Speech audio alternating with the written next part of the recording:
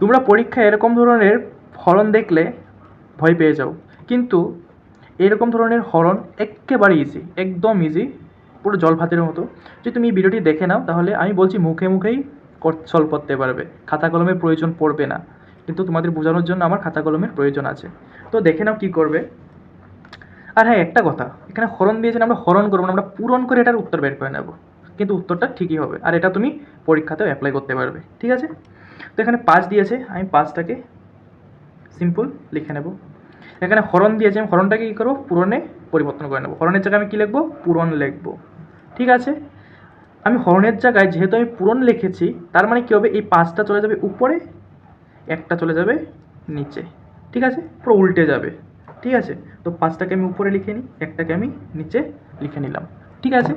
এরপর সিম্পল 5কে 5-এর সাথে পূরণ করে কত হয়ে যাবে, 25। নিচে কত আছে, 1, তার মানে কত, এটা 25ই। তোমাদের অ্যান্সার চলে এসেছে। ঠিক এভাবে এখানে 13 দেওয়া আছে, সেম 13 লিখবো, হরণটাকে পূরণ করব, 13টাকে উপরে নিয়ে যাব, একটাকে নিচে নিয়ে আসবো, ঠিক আছে?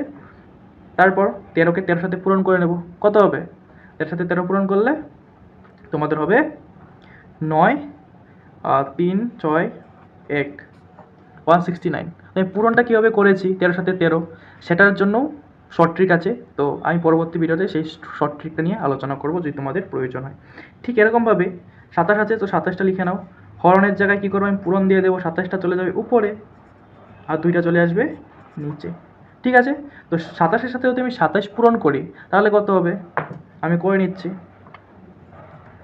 9, 4, 9 2 18, 18 4 কত হচ্ছে, এখানে গিয়ে 32, 2, 4, 5, 59 হয়ে যাবে, 5 to 9 হয়ে যাবে।